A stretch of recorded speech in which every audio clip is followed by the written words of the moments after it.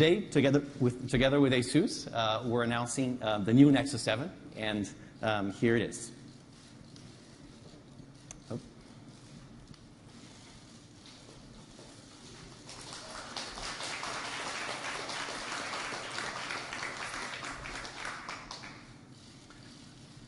Great. Well, we're staying focused on exactly the same things that made the original Nexus 7 so successful: portability, performance, and of course, the power of Google. So first of all, we designed the new Nexus 7 to be even more portable and even more comfortable than the original model. It's super slim. It's almost 2 millimeters thinner than the original Nexus 7. We kept the same display size, but reduced the side bezels by almost 3 millimeters on each side. So the device is now close to 6 millimeters narrower. It's also 50 grams lighter. And you're going to notice these improvements right away the first time you pick up one of these devices. It actually makes a huge difference when you're holding it with one hand. It's a much more comfortable grip. And of course, it fits easily into your purse or your jacket pocket. Now, in building this device, we really focused on simplifying to core elements. We decided for pure black-on-black design with the soft touch that everyone loved in the original Nexus 7. We added a few glossy finishes as subtle detail. It looks really amazing, and it just feels great in your hand. Now, when you're using a tablet to read a magazine, to watch a movie, or play a game, or even if you just want to do email, having a crisp and bright display makes all the difference. And that's exactly where the new Nexus 7 really shines. The new Nexus 7 has the same 7-inch display size, but packing in a lot more pixels. We're going from 1280 by 800 in the original Nexus 7 to true 1080p HD at 1920 by 1200 pixels in the new model. That makes the Nexus 7 the world's highest resolution 7-inch tablet. We've gone from 216 pixels per inch, which was great in the original Nexus 7, to 323 pixels per inch in the new model. That's the highest PPI of any tablet in the market. Text and images look even sharper than the highest quality print magazine on the new Nexus 7. And of course, you can watch movies and YouTube videos in native 1080p HD resolution, which is completely unprecedented for a 7-inch tablet. Of course, there's more to a great tablet than just the number of pixels. The new Nexus 7 represents pictures and videos more accurately and more vividly because it can now show a 30% wider range of colors. Having a display that allows you to watch movies in 1080p is excellent. But to that, we've added dual stereo speakers, so you can finally hear your movie or your game soundtrack in stereo. And we've also worked with Fraunhofer, the people who invented MP3 compression, as some of you might know, to integrate their latest virtual surround sound technology into the new Nexus 7. It immerses you in the soundtrack. It's like a 5.1 sound system, but just using the device speakers or any pair of headphones. You'll be able to watch your favorite movies from Google Play in virtual surround sound, and it's awesome. Now, of course, there's no way to show this here on stage, so you'll have to experience it for yourself upstairs in the demo lounge after the event. All right. The new Nexus 7 also features front and rear-facing cameras. Front-facing camera, 1.2 megapixels for video calling and Hangouts, and we've also added a 5-megapixel rear camera for photos and 1080p video. Let's talk about performance. The new Nexus 7 ships with a quad-core 1.4 gigahertz Snapdragon S4 Pro chipset.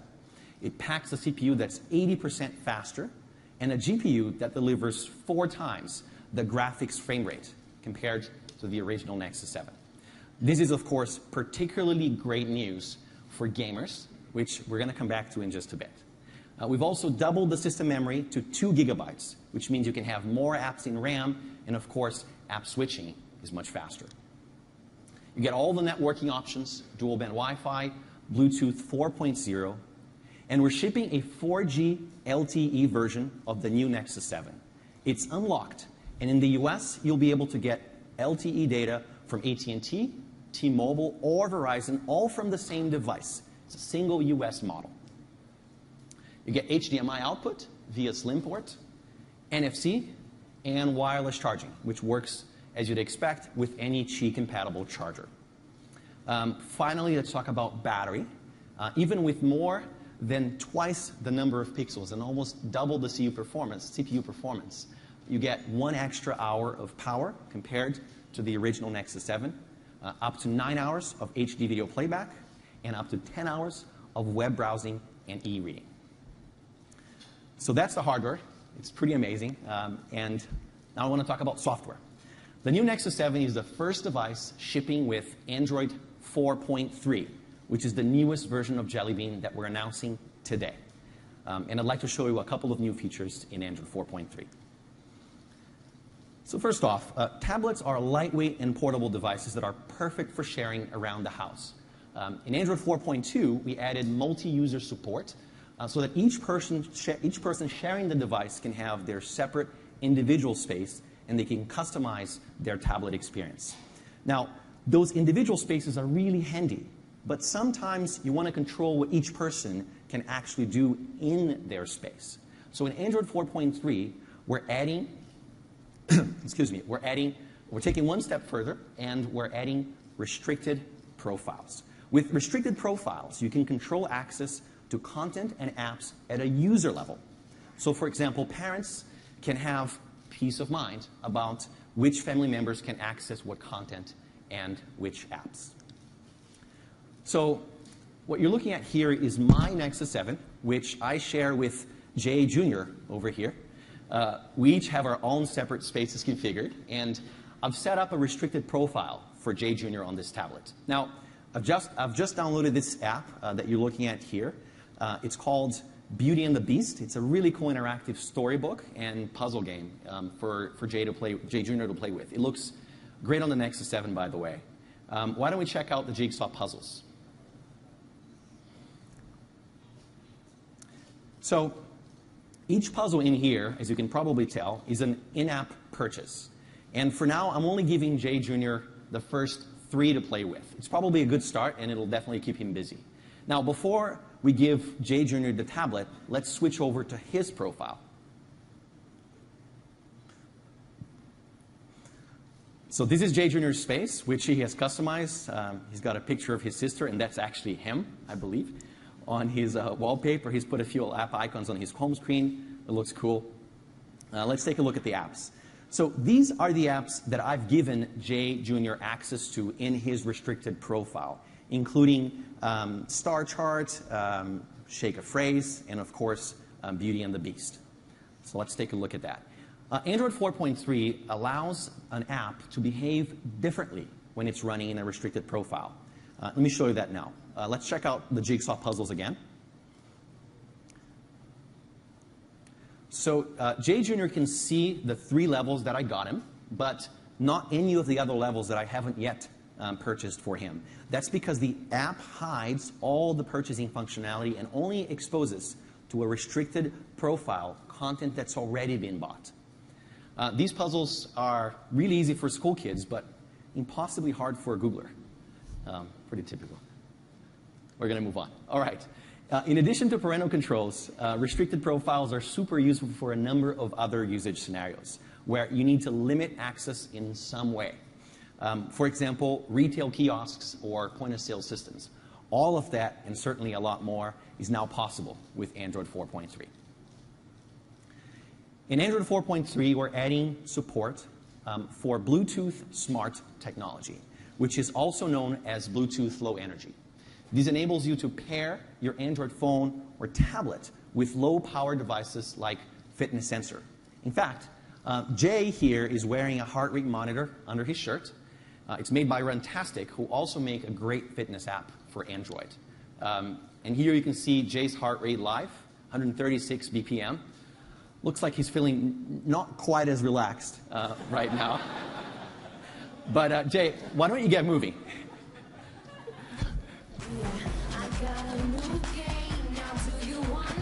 All right.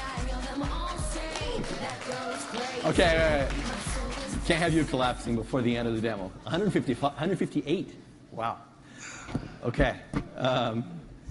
So in Android 4.3, we're upgrading our OpenGL support to OpenGL ES 3.0, which is the latest industry standard for accelerated 3D graphics. And in fact, Android is the first platform to support this new standard. This is a big deal for game developers in particular, and it really raises the bar for photorealistic 3D graphics. Let me show you two really cool demos. The first one is a simulation that's made by Japanese developer Silicon Studios. It's a slow motion scene on top of a shiny marble table in the middle of a cathedral. OpenGL ES 3 uses 32 bits of data per color for every pixel during the computation process.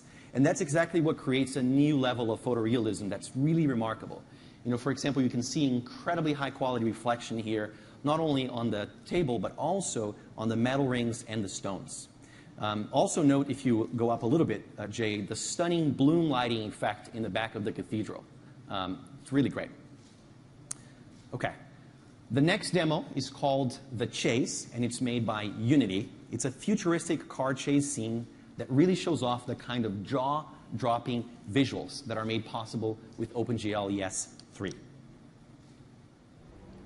So we're going to slow down the scene here so you can see all the details. I want you to first pay attention, when you see the character, to the self-shadow effect that you're going to see on the character's face. So what you're seeing here is a complex 3D object actually casting a shadow on itself. That's obviously his face, which makes for incredible and unprecedented photorealism on a game, for example. OpenGL ES 3 uses a new texture compression format that also makes possible to have much more detailed textured surfaces and objects. So I want you to note the detail that you see in the characters' faces, for example. You can see the stubble and every amazing part of skin texture and detail. It's really terrific. Another cool feature of OpenGL ES 3 is the ability to render anamorphic lens flare. These are the J.J. Abrams style horizontal lens flare that you can see here. Whether you love or hate J.J. Abrams movies, you can also see the reflections that are caused by the dirty camera lens, if you will, which is being simulated here by the developer. By the way, everything that you see here is rendered in real time in native 1080p resolution. OpenGL ES 3 really takes advantage of the amazing Nexus 7 high-resolution display. Both of these demos will be available in the Play Store. And you're going to see more about OpenGL here today. Okay. Watching movies in 1080p resolution on a tablet is obviously amazing. But actually, most of the premium content that you get on tablets today is in standard definition. And that's usually related to content protection limitations that exist on HD content. So in Android 4.3, to help address this, we're introducing a new set of DRM APIs that enable hardware-based encryption and content protection in a standardized way. We're really thrilled to announce today that one of the first Android partners to take advantage of this new capability is Netflix. We've worked with Netflix very closely on a new version of their app that uses Android 4.3 and supports streaming in 1080p HD quality. This new app is available in Play Store since Monday. Nexus 7 is the first tablet to support it and give you Netflix 1080p content streaming, and many more devices are coming soon. There are many more important features and APIs that we're announcing with Android 4.3. You can find a complete list of them on android.com as usual. So Android 4.3 ships on the new Nexus 7. And as I said earlier, and we're also pushing an update starting today to the original Nexus 7, the Nexus 4, the Nexus 10, and Galaxy Nexus. The Google Play Edition devices, the HTC One and the Galaxy S4, will also receive an Android 4.3 update very soon. So that's a quick overview of Android 4.3. Like I said, the new Nexus 7 is the first device that ships with it. All right. Now, I want to take you on a quick tour of some of the latest Google apps so that you can see how great they look and work on the new Nexus 7. These apps really take advantage of the super high-resolution display in particular, and I'm going to point that out as we go. Let's take a look. So first off, this is Google Drive. We've added a new tile layout with previewed thumbnails, which looks great on this display. You can even read my shopping list down here on the right without actually opening the document. We've also just added a new nav drawer with shortcuts to docs that people have shared with me or that I've recently opened, for example. Spreadsheets in particular look great on the Nexus 7. You can edit online. You can view offline, since your docs, of course, are automatically synced between your device and Google. Makes Nexus 7 a really great tablet for productivity on the go. OK, let's check out the latest version of Chrome. Browsing the web on Chrome on the new Nexus 7 is an amazing experience. With 323 pixels per inch, you can browse any desktop site without ever having to zoom in, because you're looking at print quality text here. Also, Chrome now goes into full screen mode, as you just saw here when you scroll down, and that gives you 15% more screen space for your content. Another cool feature that we've just added to Chrome and Android is translation. So if you visit a website in a different language, for example, Folha from Brazil, which is a news site in Portuguese, you see this bar on the top right here. You can just tap on Translate, and that takes care of it. In a few seconds, you'll see this translated into English. And of course, any other page that you click on this site from here will also be translated, just like how it works on Chrome for desktop. All right, let's talk about Google Maps. We recently launched an updated version of Google Maps for Android tablets. The new full screen layout lets you dive into Maps, and it looks really stunning at this super high resolution. One of my favorite new features is called Explore. It's a fast and easy way to browse and discover good places without even having to type.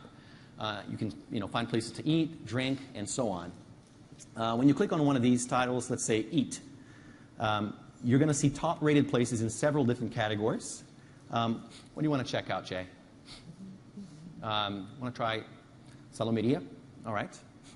So you've got this awesome new layout, which will show you ratings, including Zagat ratings, if they're available, snippets, opening hours, and so on. For a lot of the business, you can also click to see inside. You get Street View. It's a really terrific experience, and it looks amazing at 1080p native resolution. So that's Google Maps on Nexus 7.